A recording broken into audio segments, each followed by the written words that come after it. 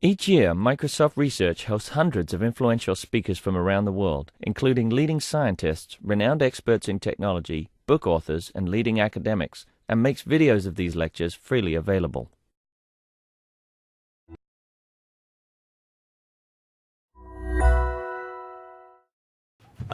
All right, so we're going to get started here. It's a pleasure to introduce Paul Van Oorschot from Carleton University, who's going to talk about passwords and stuff today. Paul's been around for a long time. He's professor at Carleton. He's been in industry and academia. He's maybe best known as the author of the Handbook on Cryptography, which is a monster citation thing. He's got a whole bunch of other things. I won't bother going through them. But one of the fun facts from his bio is that he was in the Waterloo Warriors basketball team for 4 years as an undergraduate. So anyway, without further ado, Paul, on the persistence of passwords. Well, thank you, Cormac. And I noticed the Handbook of Applied Crypto was not one of the books on your shelf there, so I'm going to ask you a little bit more about, well, it's at home under the it's pillow. probably on the top of your desk at home. That's, yeah. But anyway, thanks for having me here, and thanks for taking your time out of your day to attend. I'm going to talk mainly about a couple of papers. Actually, a lot of this is work I've done with Cormac, so Cormac will be the most bored person in the room. We all know a lot about passwords, and we want to try and make some progress on solving some research problems, issues related to passwords. So I'm hoping a couple of you I might get a chance to chat with while I'm here for a couple of more days, and this might set a bit of a baseline for some discussion there, and get out of the way all the things that we agree on. We usually spend all of our time talking about, so we can maybe get to some research questions and figure out what we should study next. So a couple of quotes, and these are out of some papers. And the first one I think is the one that researchers who claim to do research in this area should really take to heart, and that's the continued domination of passwords over all other methods of end-user authentication. It really, we should take this as a major embarrassment to ourselves, especially if we are the ones who continue to propose year after year things which are far, far better than passwords, and none of which ever see the light of day for a lot of reasons that we don't talk about or we don't understand. And I'm personally tired of reading papers, and hopefully I don't write too many of them, but all these papers that we propose things that are much better, well, somehow we must have something wrong if we think they're so much better, and yet they don't get the uptake in the real world. And we all seem to agree, the enthusiasm that almost all parties show for getting rid of passwords, it hasn't translated into support for any single alternative. So there's something wrong here, and I think it's that we aren't gathering up all of our information properly.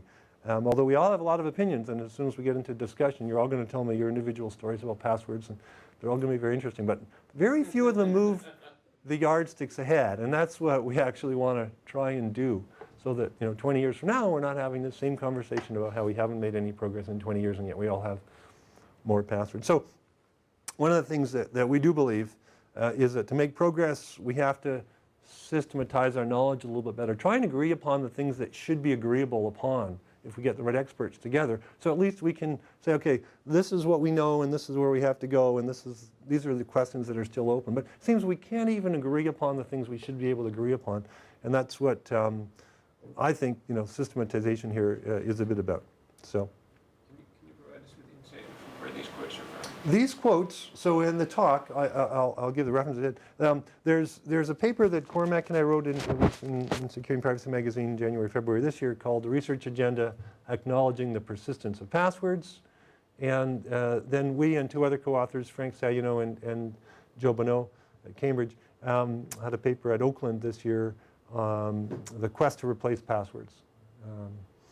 I think most of these are probably from the first paper, but some of them might be from the second. And a lot of this talk is really stuff material taken from that and talking about, in particular, an authentication framework we put forth in the Oakland paper. But I think we see that more as a first step than a last step. Okay, so in praise of passwords, everyone tells us what they hate about passwords, but it turns out that there actually are a lot of good things that passwords have going for them, and most of them actually are pretty hard to replicate in the alternatives that we propose.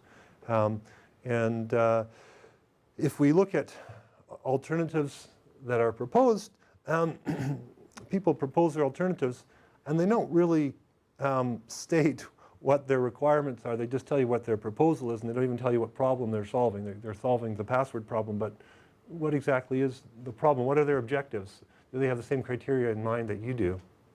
And I think actually stating what your objectives are, or the lack of stating, is one of the problems. So, for example, is defense against malware on the end client, is that one of the objectives that should be met by alternatives? I mean, if it is, anything, almost all browser-based password managers should get thrown out the window. Most federated schemes probably should get thrown out the window. So if malware on the end client is one of your threats that you're trying to address, that should be stated explicitly. And then it turns out that a lot of the alternatives proposed, we should end discussion of them right off the bat. But we don't even seem to agree upon what the threat models are that the alternatives should have. It also turns out that because there are so many different stakeholders, we do have a lot of different interests, and the threat models of the different stakeholders, or the factors that they weigh heavily as being important, are very different. So, you take the website owners, you take the users, you take the corporations the users work for, you take the browser manufacturers, you take the other software companies. Everyone's got a little bit of a different list, where who loses out, who has to pay what costs, what liabilities are there, something goes wrong. And so everyone's list is a little bit different. And that makes coming up with a replacement challenging. So it's actually a lot harder than it seems to come up with a replacement mechanism, an alternative. It's not in any way a simple security usability trade-off. In fact, a lot of the security requirements compete not only against usability, but against other security requirements, some of which are contradictory. Deployability is hugely understated and doesn't get much attention in the academic papers. The economics, the quote here is, the economics might play as large a role as technology. Who has to pay for what? These are issues which aren't the standard types of problems that we solve as computer scientists. Are we looking for one single solution that solves all the password problems in the world? Or are we looking in each scenario, in each environment, for the best fit for that environment and scenario, which means we're going to have many more than just one solution replacing passwords. Some people think you want the silver bullet, and I think we're going to be waiting another 20 years and still wondering where the silver bullet is. So that it seems clear to me the silver bullet hasn't happened. It's very unlikely to happen. But then we have to admit we're going to have to take several other solutions. How do we weigh the requirements? So if we look at all the different stakeholders, the properties that they think are important are different. And they should be different, and in different environments, they also become different. So how do we come up with those factors? I think that's part of the ongoing future work, but it has to be acknowledged, I think, that there is a real diversity of players and stakeholders involved, which leads to differing requirements. So a couple of challenges in evaluation. I guess we talk about this as the pie slice problem. So if you think about all the different threat vectors, and maybe the standard advice we give everyone is choose longer, more complex, difficult to guess passwords. Well, that makes it harder for users from a usability point of view. It helps not at all against keylogger attacks. It helps not at all against phishing attacks. And so now, do we know that the brute force or online guessing attacks are where 95% of the problems are? Because if they're not, and if 95% of our problems are keyloggers, then all that nonsense we tell people about choosing longer passwords is really a disservice to them. But so we don't know how big the pie slices are in terms of which threats can contribute which percentage of the damage. But further to that is the point that there's a difference between a password being compromised and there actually being harm to an end user. So if there's a keylogger that gets your password, that doesn't necessarily mean that you've lost anything, because your password hasn't been exploited. If it's a password for a bank account and the charges are reversed after the money's taken out, was there actually harm? So how do we, even if we didn't know all the pie slices and we know how many passwords were lost, by what means, How does that translate to user harm? We don't have the data on that. So when we're trying to figure out what the best alternative is, and we're trying to figure out, is the cost greater, or is the damage done greater than the cost of an alternative, we don't even know how to measure the costs. And so we need some more data. And that's not easy data to get. So we can come up with some estimates and some plans, but I think we have to acknowledge that we're kind of data poor here, and that in the absence of some of this data, then we can't come up with conclusive decisions. A separate problem is lack of scientific method. And this, I think, goes to what I think of as a computer science culture or values problem. The type of work, most of us in the room are probably from some sort of computer science or engineering background. And the types of things that we were taught and we somehow came to value were like timing, how fast things are, and doing mathematical things. Most people don't like anything to do with end users.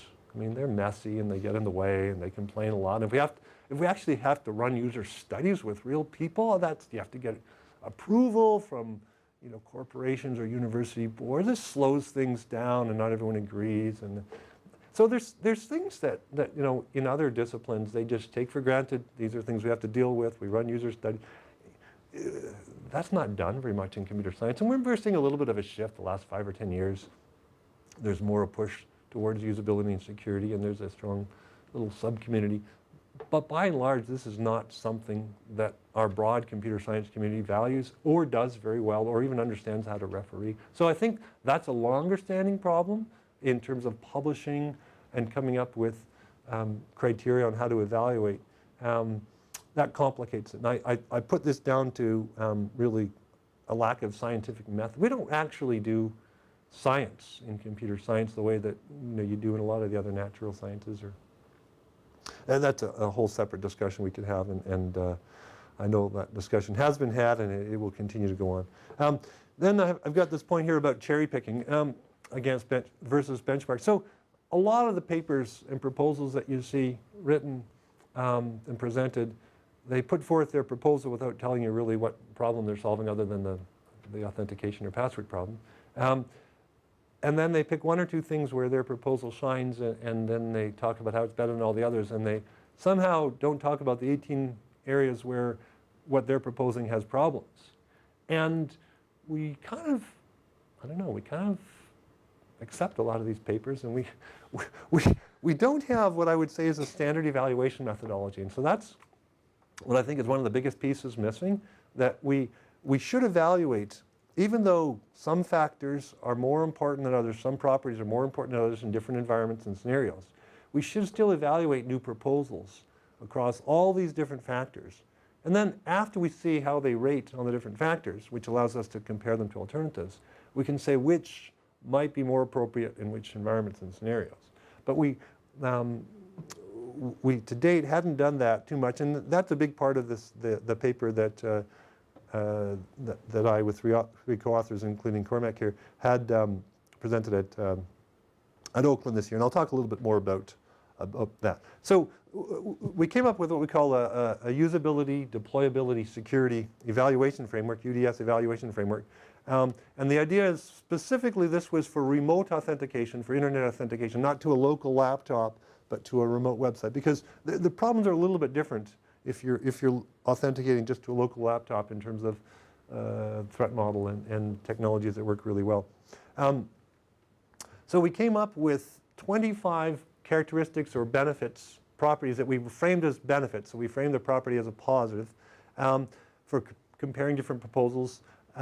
8 of them were categorized as usability related. 6 of them were categorized as deployability related, and 11 were categorized as security related. And there's nothing really magical about that set of 25, but amongst the 4 co-authors, we argued back and forth about which ones we should include, and there's a second list of things that if we wanted to extend the list we could include. But those were 25 that we thought were interesting as a baseline. And then we came up with an evaluation methodology using those 25 properties, and then we did kind of a benchmark analysis of 35 different schemes, which actually helped us refine which 25 benefits that we thought should be in the core set. And also the definitions of those 25 benefits evolved a little bit as we iteratively scored and changed the criteria and then rescored the alternatives. I'll go through a little bit here of a discussion of what the 25 properties are, and then a couple of the schemes, including basic passwords, how we rated those, and then some overall conclusions that we drew and where to go as next steps. So before I get into the properties, if we look at all the different password alternatives, we can group them into categories of schemes, and that helps us compare things as well. And these are all, this is a lot of the schemes that we evaluated is in this list here. So there are password managers. These are built into the browsers as one category, so they're built into browsers like Firefox. Then there are standalone password managers, things like LastPass, and some of them are cloud-based and some of them are client-based. There are schemes that involve proxies. So you've got your end client and you've got websites you're trying to log into, and then there will be some proxy machine that your client goes to, and it will communicate with the end schemes. And those proxies can address some of the concerns and deliver some of the characteristics that we want. There are what we call the federated schemes, or variations of single sign-on schemes, where somehow you log on once somewhere to some third party, and that third party then will get you logged into a bunch of other schemes. There are graphical password schemes where really is, the end result is a password just like a text password. It's a string to compare, to verify against, with the end site's going to verify against. And the idea with graphical passwords, is the claim is that we can leverage some inherent advantages of our visual system for memory or usability or something like that. There are a category of what we call cognitive schemes, where the end user has some secret in mind, whether it's a picture image-based or whether it's text-based or something. And there's a challenge, and the user somehow translates the challenge using the secret that they have into some response. So there's some sort of cognitive workload has to go on in the user's mind in answering the challenge. There are paper token schemes. So the paper token schemes, typically these involve lists of one-time passwords. They're very, very popular in Europe, actually. A side point to mention here, our categorization here, there's several different ways you could categorize schemes. So we have a scheme called paper tokens. We didn't actually in the Oakland paper formally have a category called one-time password schemes, because some of the one-time password schemes also involve hardware tokens, which is a different category. So we could categorize things a little bit. There's some alternatives that you can choose in categorizing schemes. There's biometric schemes. We all know the standard biometric schemes. It turns out that again, they have certain advantages in supervised environments, and they tend to be less appropriate for remote authentication over the web for some well-known reasons. There's schemes involving hardware tokens, USB keys, dedicated hardware. There's schemes involving cell phones or smartphones used as an auxiliary device, not that you're logging in with your smartphone or cell phone, but that you're logging in with a laptop or desktop machine, and you're somehow using your smartphone as a second channel or a trusted path or something to provide a property you can't get with a desktop machine alone.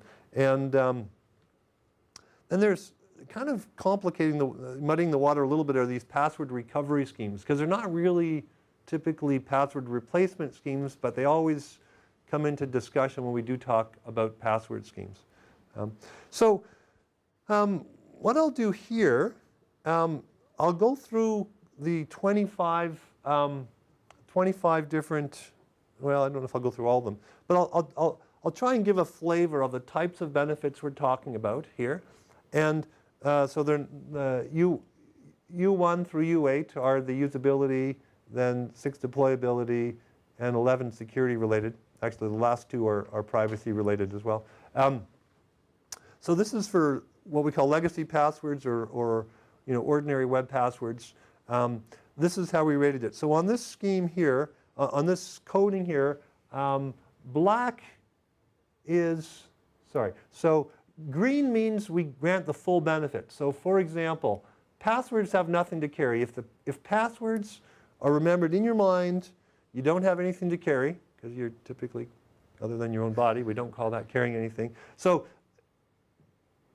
text passwords get the full benefit of nothing to carry. We have this category called quasi, or this rating called quasi, which means almost. And infrequent errors. So with text passwords, you have almost infrequent errors. Usually we don't make too many mistakes typing in our passwords. We type pretty well. Sometimes the lock key is set and we make some errors. Sometimes you're on a strange keyboard to make typing errors. But generally we have almost infrequent errors there. And a missing, so the black ones here means that we don't have that benefit. So text passwords, memory-wise effortless.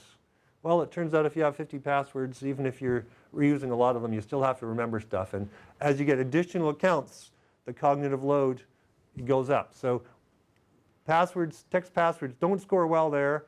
Are they scalable for users? Okay, if we're talking about 50 passwords versus 100 passwords versus 3, it's not very scalable. Text passwords, more accounts means more load. Nothing to carry. Okay. Physically effortless. So for text passwords, you do have to type. That's a physical effort, as opposed to some other schemes where there's actually no physical effort whatsoever. So we don't grant that benefit for passwords. I mean, it's not a big effort, but it is an effort, right? Facebook Connects, you actually don't have to do any physical effort.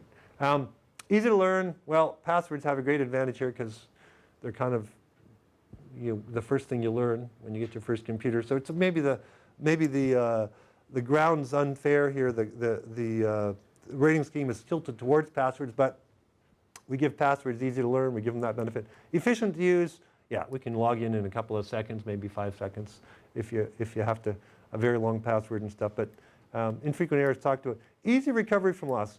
One of the big challenges with a lot of other schemes is if somehow you lose your authentication device or token or whatever, how do you get recovery? With passwords, we have various ways of re-getting a password. Either over time we've iterated different schemes, and so depends on the environment. But sometimes you can get mailed back a password. Sometimes you can call up a helpline in an enterprise or corporate environment. But typically you don't have to wait 3 days to get a new hardware token shipped with text passwords, right? So it's got that.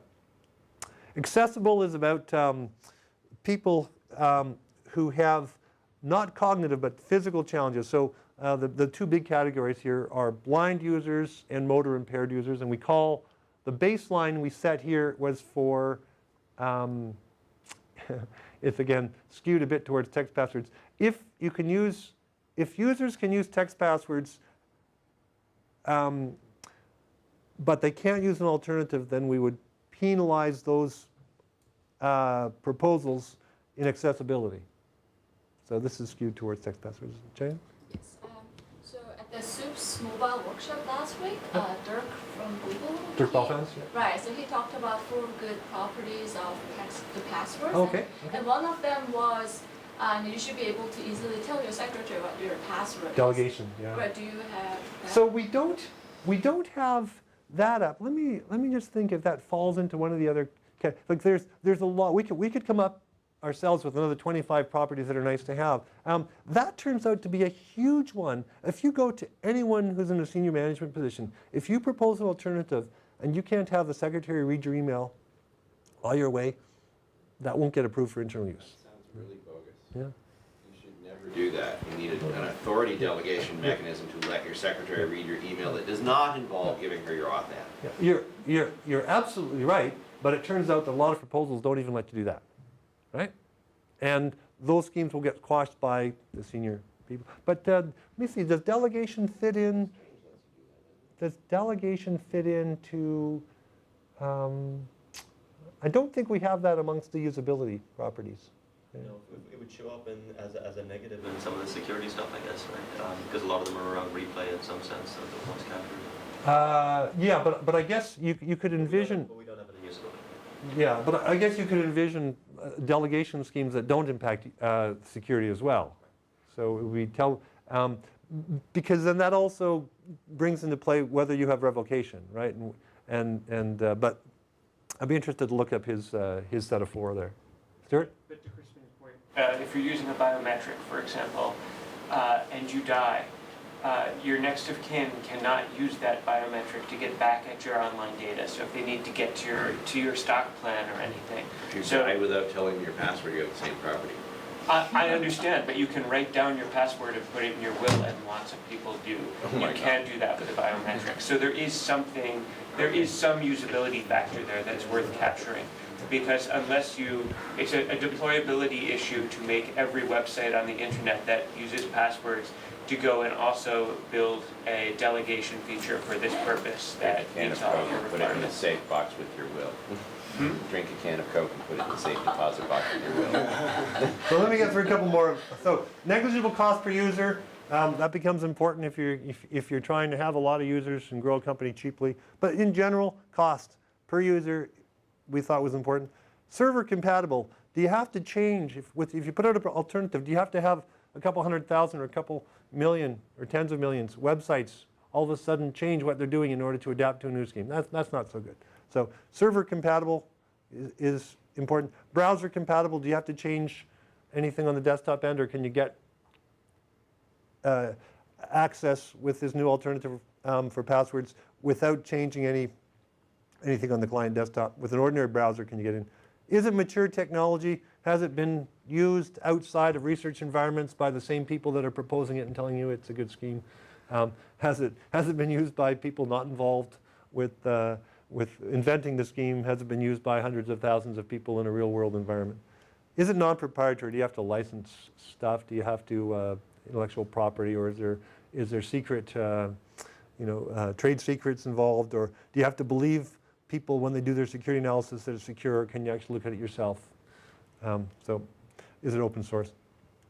Now the security ones, resilient to physical observation, I guess you can think about this as shoulder surfing, including with recording by camera devices. Is it resilient to targeted impersonation? If I know Crispin, and I know Crispin's got a cat named Fluffy, and he drives a Porsche and whatever, does this information help me guess his password? Is it resilient to throttled guessing? So throttled guessing, and we also have an unthrottled guessing. So I guess it's not quite the same. You look at the definitions, but one of these is essentially online type guessing, and one of them is essentially offline type guessing. Is it resilient to internal observation? If we have malware in the client, or if we have malware on a communications link, and if you're using SSL, let's assume that SSL fails for now because maybe there's PKI problems or some other issue. So if you're internal to the communication channel or the machine, is your scheme going to be resilient? So for example, one-time password schemes, even if you observed one password going over SSL and you got inside the channel, that one password would not help you on the next login. Resilient to leaks from other verifiers. So if there's a bunch of different websites and, for example, you reuse a password and they're storing password hashes, one can leak a database that would help you log into another. That's the property we're looking at. That's the property we're looking at there. I'm sure never in any Microsoft product. Resilient to phishing, resilient to theft. The theft one in particular, we're thinking about schemes involving hardware devices or smartphones or something where you physically steal something. We don't think of this theft for something that's in your mind. We don't think of that as being susceptible to theft, so it kind of, by definition, is resilient. If you write your passwords down and there's a piece of paper that can be stolen, then that's subject to theft. But when we think about base passwords, we're not thinking about password lists you've written down. So we do grant basic text passwords to be resilient to theft.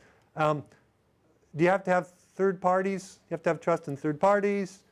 Does it require explicit consent? We think that it's beneficial if you have to explicitly, from a security perspective, you have to explicitly authorize the an authentication, as opposed to, again, there's some schemes where automatically everything's authenticated without you even being aware as a user. And unlinkable. So here we're thinking about not reusing user names, but I guess the canonical example here is if you think about biometrics. They're linkable. Your biometrics is going to be the same on all kinds of different applications. So that's an example where it would not have the unlinkable property. But generally, passwords can be used in a way that are unlinkable. If you reuse your passwords everywhere, and if you reuse your usernames, that's a different thing. So this kind of, I don't want to go into a big long discussion of which benefits should be added here and which ones are less important. This happens to be the baseline for the paper that we presented that we used, and we think it's an interesting as a starting point from which other people might choose which set of 25 or 45 or 20 properties they might want to use. And then once you decide upon your list, all the schemes that you're comparing should get rated against the same list. Okay, so I don't think it's worth going through. I want to leave some time for discussion. But we could go through it and for the Firefox encrypted password manager, see what properties it got. And on this scheme, on this coding here, I've added a plus if this is a benefit which is a better rating than text passwords, and a minus if it's a rating that's worse than regular text passwords. In the chart I'll show you later, and in the Oakland paper, we actually had a little different scheme, which had red and green, which showed which were improvements or not. There's different ways of doing this. One-time passwords over SMS, text messages. We could go through that. In general, this is what the table looks like. And here are all the 25 properties. Here are all the 35 schemes that we rated. And here are all the fun. Yeah, so here's the green is better, red is worse. Full dot means has the benefit. Hollow dot means almost has the benefit or quasi. Blank means doesn't have the benefit. So we had a lot of interesting conversations over a lot of phone calls, and we changed all of these dots, probably every dot about 6 different times, and to finally get where. And I think most of these are probably more or less right, and some of them, it depends on the definition.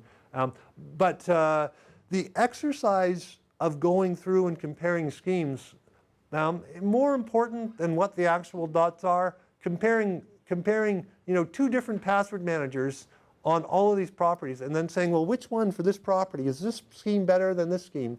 The dots in here don't really matter as much as thinking about how does the scheme do on this property. And also, if you're filling out a chart like this, the blank is kind of like a 0 rating, and the dot's kind of a 1 rating, and the hollow dot, the quasi, maybe you might think of that as an almost or a 0.9 rating. You could go through this and maybe have a 0 partial and full rating. You could, the granularity that you want to use, you can make that up on your own. And there's advantages and disadvantages. But we kind of decided that we didn't want to have a continuous grading of something between 0.0 and 1.0, because you're going to fool yourself into how precise you are, and it's going to be impossible within the definitions to be too precise. Again, it's more of the numbers or the final ratings inside are far less important than the consideration of this set of properties. So maybe a couple of observations about things that we learned from doing this exercise. There are some sets of benefits that are incompatible or rare. So for example, if you want a scheme that's both memory-wise effortless, you don't have to remember anything, and you don't have to carry anything, well, that seems hard to get, because generally if you don't have to remember anything, you probably are carrying something to do the remembering for you. Just, that's probably the way it works out. So getting both of those things is hard. Another scheme, another pair that's hard is if you want to have something that's server compatible, meaning there's no changes on the server, the existing text passwords verification. So you're probably doing comparison against a fixed static string. You're probably not going to be resistant to internal observation, because if that's a fixed static string, once you observe it once, you're going to be able to replay it. So by insisting that you want to have the property of server compatible, you're probably going to end up with a bunch of the problems that come with static text passwords.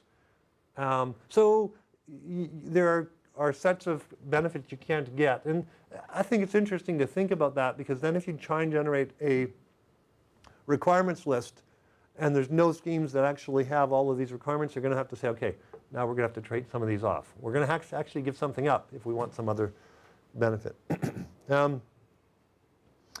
The table also has, it can be useful if we want to see if there's only one or two schemes or categories of schemes, and if there's a pair of benefits that can only be granted, or is only granted amongst one or two schemes, you can then look at it and say, well, what is it that's peculiar about that scheme? What aspect of that scheme lets it have both of those when none of the other schemes have it? And then maybe you can try and adopt that property into other mechanisms. So I think that's another useful aspect of a big table like that, other than all the fun conversations we had trying to fill in all the dots. So coming up with combinations of schemes or properties, sub-properties of schemes, and building those into other schemes can make for some nice combinations. So our overall observations, the password managers, and this is quite subjective, but let me just throw out some overall feelings we had. The password managers gave us a lot of usability wins and a lot of security wins, but some security wins, but you still ended up with managing static passwords, static text passwords, which are replayable and therefore going to have a set of problems. So they're going to be suboptimal from a security perspective. The schemes involving the proxies gave some interesting properties not available elsewhere, but the security wins were relatively minor, and there were larger usability and deployability costs. The federated schemes and the single sign-on schemes, the usability seemed okay, actually surprisingly good, but they had some deployability disadvantages. You typically, and it's hard to measure, but you have to have buy-in from a lot of parties to get the deployability schemes, to get the federated schemes to work.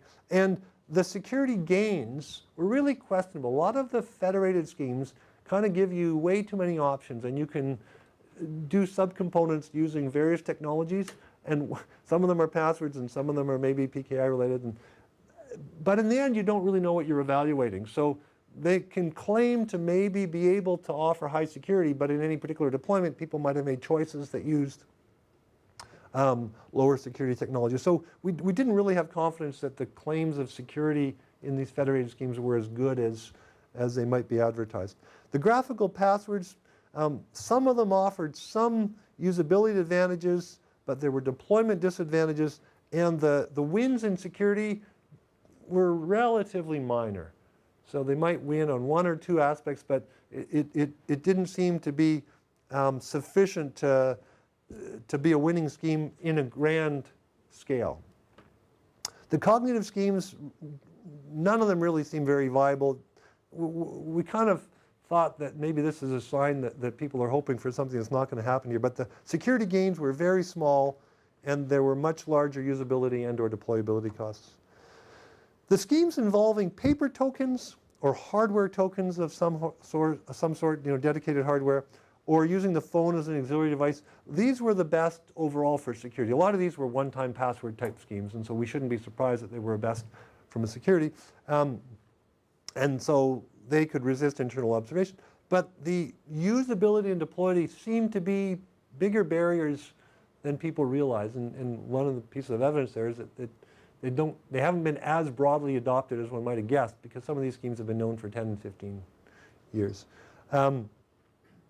Biometric schemes, actually, they had some usability advantages, some usability disadvantages, but they were surprisingly disappointed both on deployability and security aspects. And the password recovery schemes, again, they're not really meant as replacements. They're just kind of fallbacks, and often they cause security problems. Again, the big picture here, none of the alternatives of the 35 we looked at, and we tried to look at the ones that were not only prominent, but also had interesting properties. None of them came close to having all 25 of the benefits. And that's maybe not surprising. But none of them even preserves all of the benefits of our old hated text passwords. So you're very much trading off one set of compromises. You're giving something up in order to get something else. And that's probably why we've had a lot of trouble moving away from text passwords, because people don't want to give up anything. And they really scream very loudly if they have to give up anything, even if you will argue that what you're getting back is more important than what you have to give up. Where passwords excel, and that's typically usability, the highest security alternatives are pretty weak. So when you move to higher security, you typically are reducing the usability. And almost always you're going to reduce the deployability. The deployability was a category, a set of 6 characteristics that basically were baselined on text passwords. So everyone's going to do worse than text passwords on deployability because that's the de facto widely deployed scheme. So there's a cost in moving away from the incumbent. And in general, the small security or small usability gains are going to be dominated by the disruption cost of moving to an alternative. I guess the biggest summary comment here is using this evaluation framework, the UDS evaluation framework. We really did feel again that the journey is the reward.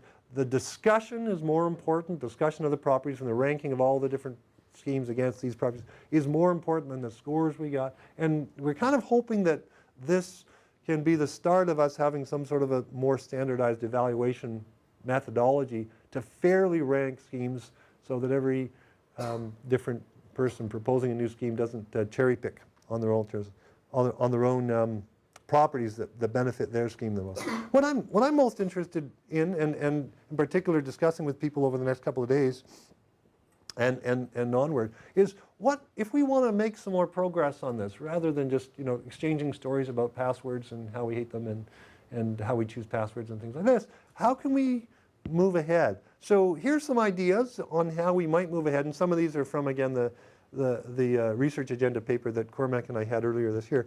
But I'd be genuinely interested in getting your opinions on which of these might be interesting research directions to go forward on, or other suggestions of what to explore. So one is looking at password managers in greater detail. I don't think they've been studied sufficiently for the usability benefits that they may be able to give us if we're going to be stuck with text passwords anyway.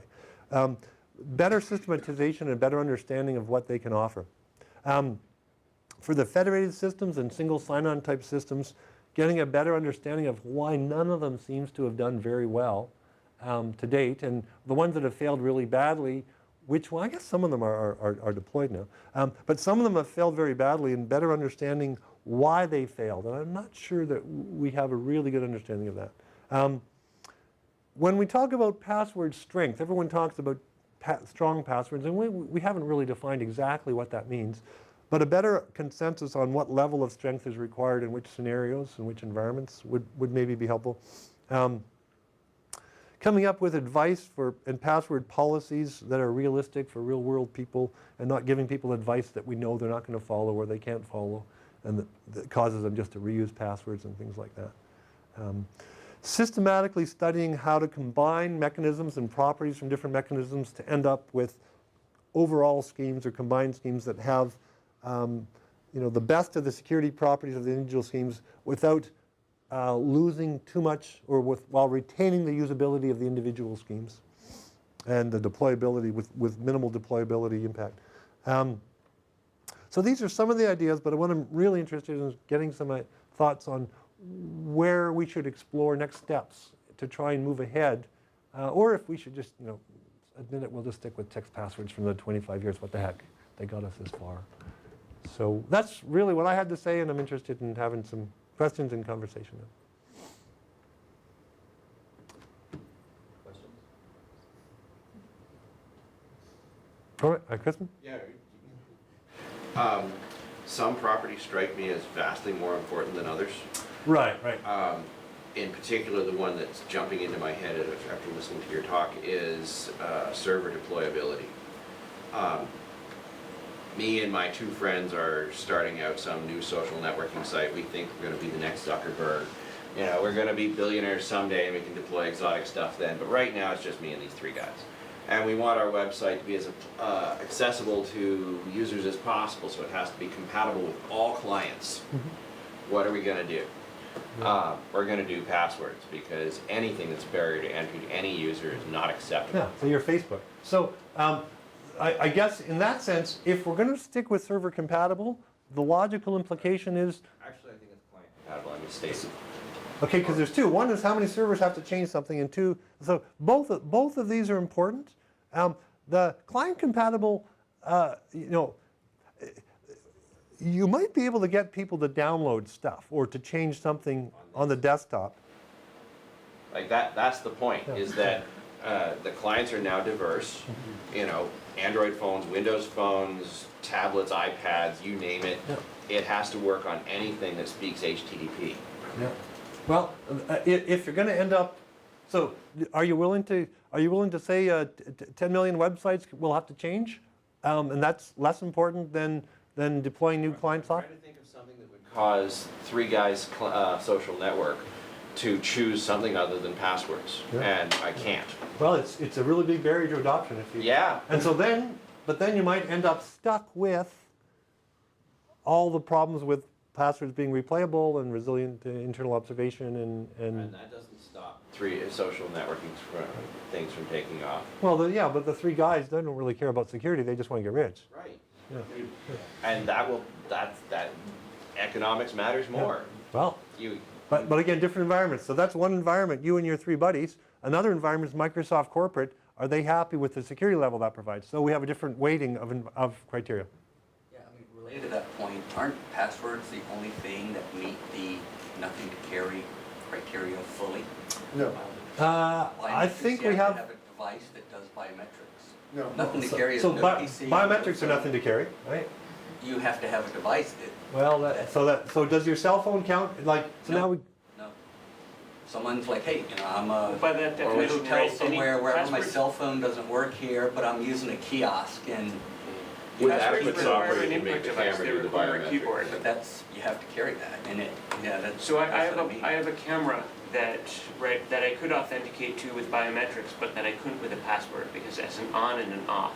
And if I want to authenticate that to authorize that it's okay to download the pictures I've taken, that has an input device that works for a biometric, but not for a password. Okay, yeah, I think I see the distinction. So- Distinction is passwords are nothing to carry that are completely ubiquitous and that you know work So- everywhere. So on You know, carry most, it, fine. on the nothing to that's carry, something to carry though. on the nothing to carry, it's the password managers, which are really password schemes, and the federated and single sign-on schemes, which I think it's nothing to carry basically because we're assuming that aspect gets implemented by passwords. The cognitive schemes and graphical password schemes are really password schemes. We didn't charge for the schemes that use cell phones or smartphones. We said they were almost nothing to carry, assuming that most people or a lot of people or soon a lot of people will carry some device with them. So that's almost a nothing to carry. And then the biometrics got a nothing to carry because if you assume there is some input device. And that's the thing, I think that's a huge assumption in today's. Yeah. Well, there are laptops. There are laptops. ThinkPads, have been out for 10 years Yeah, with fingerprint but readers, which you what may or may not like.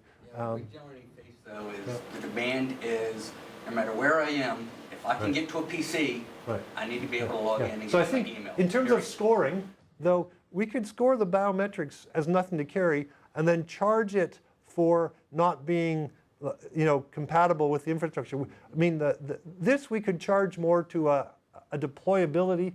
You can make trade-offs. You can make trade-offs in how you. I did that. And what was the last? There were about yeah. 10 hours of conference calls on the very question you raised, whether biometrics are really nothing. Yeah. About 10 months of meetings. So, for Paul, housing. I want to look more at the password manager schemes, because it looks like the password manager schemes you're talking about are stateful ones. And I think it's also worth considering stateless password managers, which also meet the nothing to carry requirement, but have some security issues. And it seems, there are some interesting trade-offs between the two. When you mean stateful, you mean that the local client's going to do the remember, or something in the cloud, or what's your definition Well, of the stateful? stateful ones have a local cache of passwords of some sort, or the stateless ones derive passwords dynamically for each site off of, say, a single master password. Right. And therefore, you can, they're much more portable, but it's much more important that the initial password is a strong password, and Right. there are other Yeah. security trade-offs. But I do think that, again, we're starting to see a little bit more research on password managers. But in my mind, you know, we went a long time without any real, well, the literature spikes. And I think the password managers deserves more of a spike if we think this is an important problem. Yeah. So, yeah, I'd like to speak to that a little bit more. And coming back to this question of the pie chart, you know, what are the relative risks of different attack vectors? This is something we've been trying to get a grasp on for a while, and I think we have some swag that says malware is the bulk of the problem, and the password guessing, weak password guessing is relatively low, but password reuse is actually quite significant. And, you know, ballpark, maybe 2/3 malware, 20% password reuse is the risk profile across users. But for people in this room, I think it's more likely to say that password reuse is the big risk. So that says to me that for us, collectively, a password manager is a really good thing. It mitigates that risk of reuse. But then you're putting everything behind a single secret, putting everything maybe in a local cache. And then that other specter of the 2/3 malware thing for most users is the bigger problem. It's interesting with the password managers, though, because we did a little side analysis where we were comparing another alternative to password managers with and without an encrypted password. So you know, by default, I think the Firefox password manager will store your passwords, but it's not encrypted under a master. If you look at the standard, you know, properties we had for rating here, it turned out that if you had a password manager with a master password, there's a danger that someone could observe you typing in the master password. If there's no master password, you can't observe people typing in the master password. So it almost looks worse if it's against the criteria you use, worse if you have a master password, because you're charging for something that you don't penalize for the absence of. It's like, what threat model? If your browser itself is storing the passwords, and it's storing the passwords for 50 websites, what's the threat model that's going to get you into trouble? It's malware in the desktop, or somehow you've got malware in the browser that can read that stash. But that's a lot different. So is malware on the desktop the problem you're worried about? Somebody's stealing that. Average user. Or if it's backed up, if your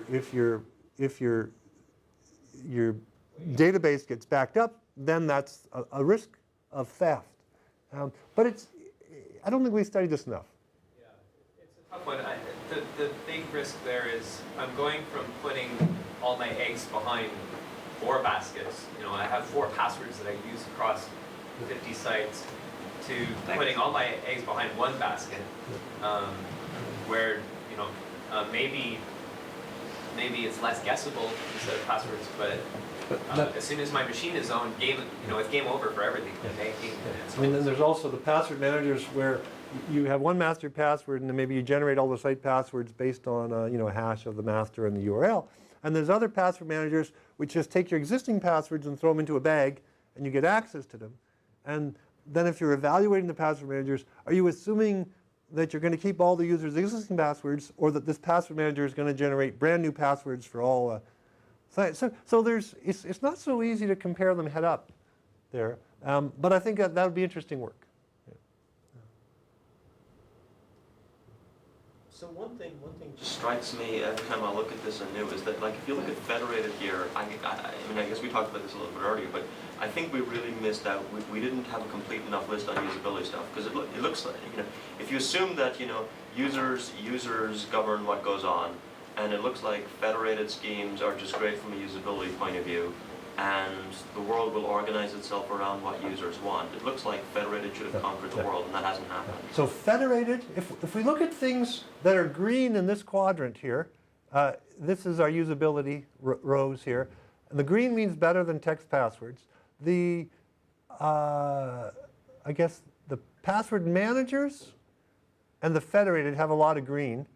The biometrics have some green, but also some red. So yeah, so these should have done better, unless it's the deployability is a big roadblock. That's what's been our huge barrier in terms of federated. Like we can do federation with some of our really big partners, but it's one of those things to where, you know, if not every single scenario supports it, then you're going to have other mechanisms. That's what's really been the barrier for us, is exactly compatible federation. I think, Cormac, all our partners. I think your point is that we have a list of 8 usability properties there, and there might be a few others that are showstoppers. So when we talked about these symbols too, there were other symbols. There were some that we thought we might designate a row as an absolute must-have. So that if you're missing a bullet there, the scheme just gets lost out of consideration.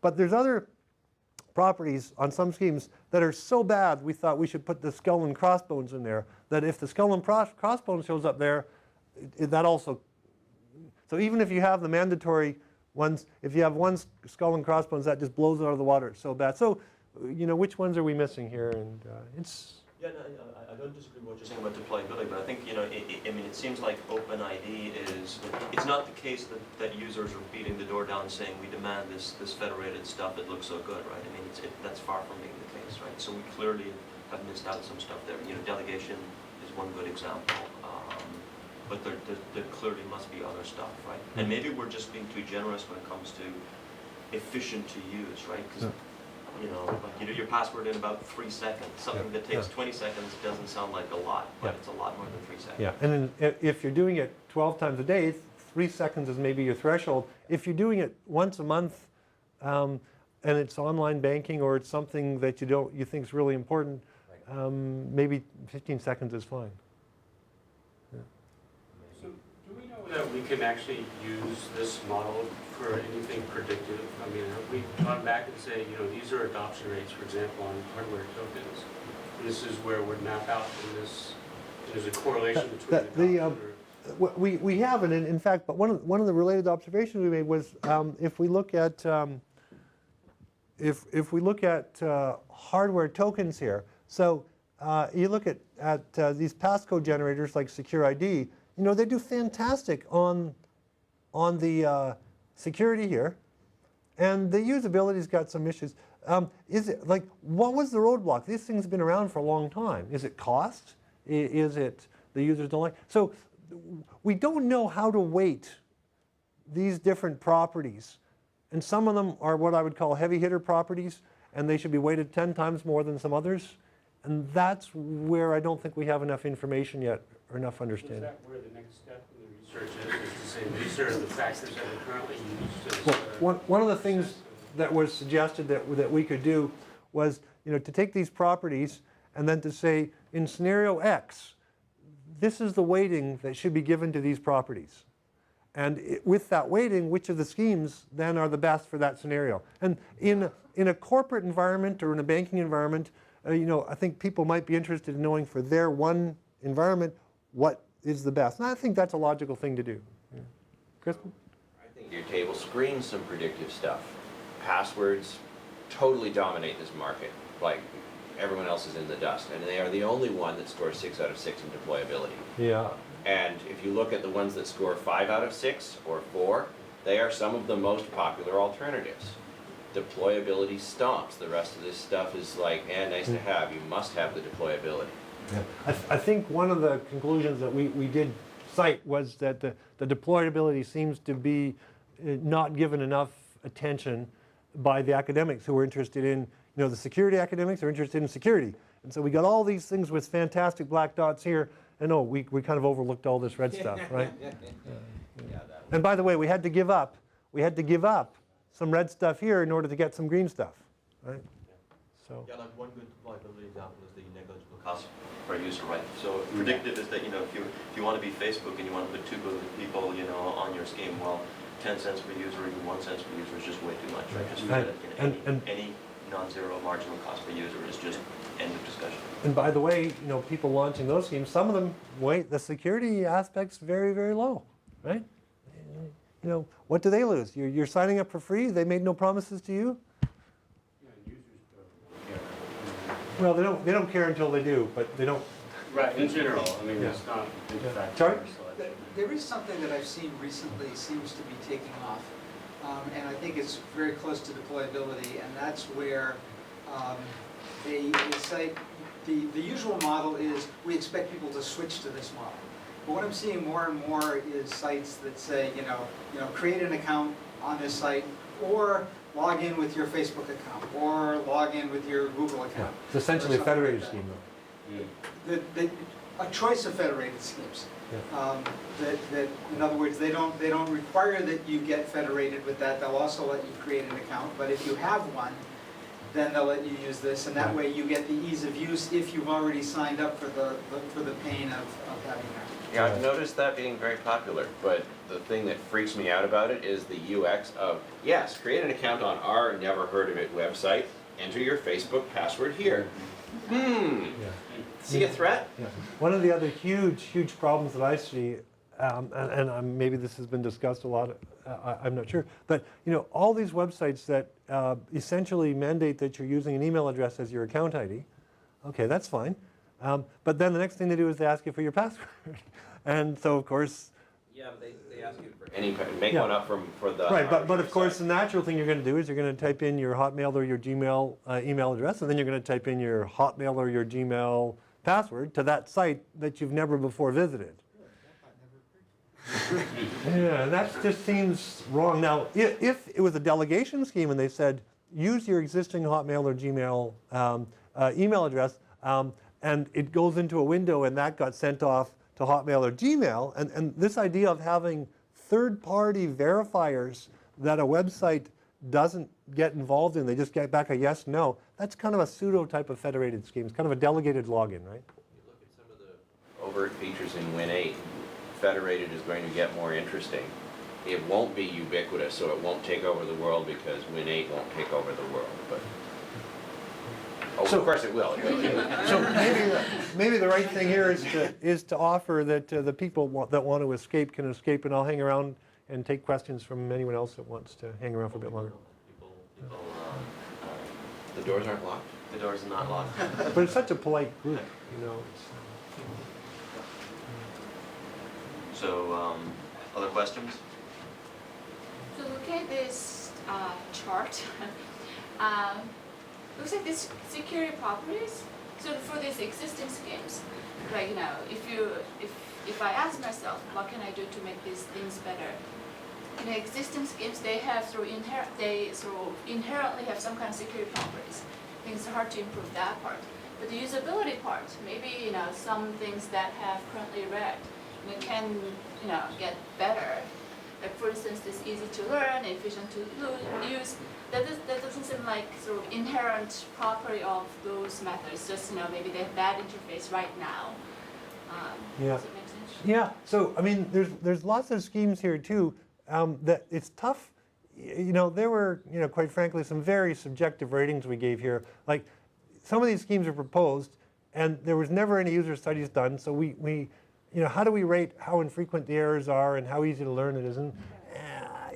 And so how we grade it was based a lot on available information, and then easy to learn if you had a better way of educating people about it and you got a little time slice, could that, I guess we'd have to do a trial error to see if you can improve that. But yeah, that seems an opportunity to improvement, I guess. Right, but the thing is, but this discussion here is, maybe that part we can improve that, but this deployability, which is currently very red. So, deployability. One of the things that we can actually, maybe a silver lining here, that I believe, if you get a Microsoft or a Google or an Amazon and they put their weight behind one of these, all of a sudden the deployability thing moves ahead a big step, because there's a big push and people fall in line with it. It's very hard for me to propose a scheme and to push that, but if a big corporate player... Maybe if we called it something like card space, it would just really take off. Someone like Cormac can move these things quickly, yes. So I guess there's places here where I don't think we should be too pessimistic, because someone's going to figure something out here by weaving some of this stuff together. I mean, like Google two-step, it's not really new. It's kind of like one-time password over some type of phone interface or even email. But if they get a lot of people behind it and people learn how to use it and it gives you some advantages, you can move ahead, right? Just my little thought, when we're looking at new auth schemes, we try to look at the banking sector because they have the most skin in the game, and it's a little bit depressing actually to see what authentication looks like in the banking sector. But if they don't move to some new scheme, then it's probably not better than the existing one that they have. And if it's not good enough in banking, then what's the value for regular users in there? I think it's a little bit misleading, though, to place too much on what you see of the banking system, because our perception as users, I think, is that they rely very, very heavily on passwords, and they do use passwords. But a lot of them are also using cookies to your browser, and a lot of them are also doing IP address monitoring and profiling. And by the way, the banks typically can reverse all their transactions, which you can't reverse a lot of other stuff in the real world. So, but they have a real economic cost to a user's account being compromised, and they absorb that cost. It's not really on the user's shoulders; it's on their shoulders. So they have the highest interest really in keeping their user account secure. What I'm suggesting is I think the banks are doing more than you see. Oh yeah, for sure. And probably in the right directions. Yeah. But when it comes to specific schemes, they haven't exactly pioneered some newfangled scheme that's really going to replace passwords as the next cost, right? So just to comment on that, so I was interacting a lot with the banks when the financial regulators said that they had to implement some sort of two-factor authentication, and most of them started using the passmark scheme. And the reason they were using it was because it was something that could be sold to them that met the requirements. Not that they believed it worked at all or anything, but right, they have a regulator. It's whatever the regulator tells them they have to do, they have to figure out. And they did the absolute minimum that they could do to meet that regulatory requirement. So there's the assumption that there's good usability research being done there and that they know what they're doing.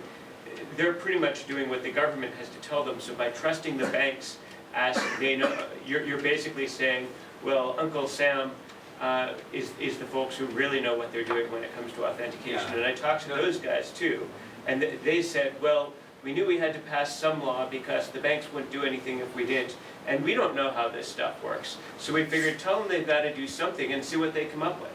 And that's how we got where we are. That really kind of points to the fact that the economic losses for banks is not that significant today. Yeah. Maybe that will change. Have you given any serious study to the possibility that maybe passwords really are the best idea for the general case? Well, that was one of the... Who are you and what have you done with Crispin Cohen? That actually was one of the things we mentioned in the security and privacy articles, was that they actually are a pretty darn good fit for a lot of, like, these websites that want to give you a free newsletter or something, and they're asking you for a user ID and a password just so that they can send some spam your way and sell some other stuff. It's like, why would you want to use anything more secure than passwords? Because they're not actually looking for security; they're just looking for some contact. So access to Fort Knox. Yeah, I use a secure ID, but three guys' website. Yeah. So password looks like a winner. I would think that 2/3, you just make a number up. 2/3 of the places where passwords are used, they're probably perfectly adequate. Not just adequate, optimal. Yeah. Along those lines, I take issue with this black dot next to easy to learn, because there's a very minimal amount that I need to know to use a password, but I need to know a lot more to use it well. So easy to learn versus easy to learn well? Yeah, it's like driving, right? It's very easy to get a license. It's very driver. What state are you from? New York. I'm getting used to this whole driving thing again.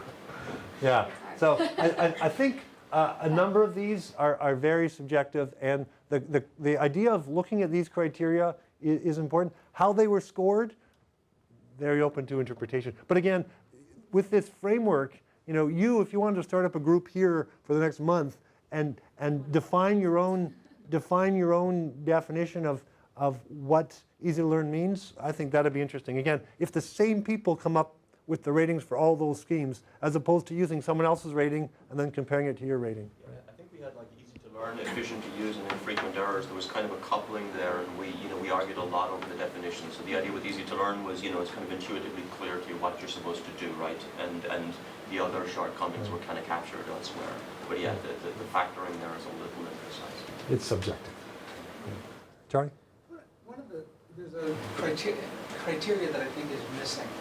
It's sort of related to the resilient internal observation. It's sort of related to the original question you brought up is it supposed to be resilient to malware running on the end user device? Yeah. Which is, an extremely important problem, and we tend to neglect it only because we don't have any solutions. We originally had two separate security criteria. One was resistant to client-end malware, and one was resistant to communications channel malware, including looking inside SSL. We collapsed them up into this one. But there's one piece of protection that it's unfortunately a scheme where passwords win, is that if I'm at a public workstation or something like that, I'm willing to type in my password to access my Hotmail account, but I'm not willing to type in my password to access my brokerage account. And so it does give me protection against the malicious end station that no federated scheme could ever provide, and most of the hardware-based things couldn't either. Yeah. So, I mean, the idea of can you use this on untrusted client platform is a little bit different than, it's kind of a one-time scenario as opposed to, malware on your home station at work.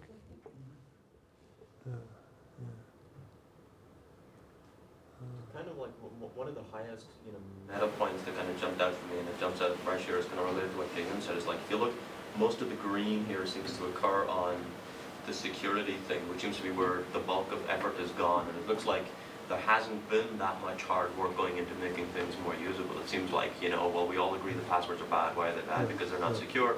Let's work on that, and then as an afterthought, express outrage / surprise when, the world doesn't meet a path to your door. It looks like that where there's more room for improvement. And the other pairing that it seems to me, the more I think about it, is really hard is like negligible cost for user and server compatible.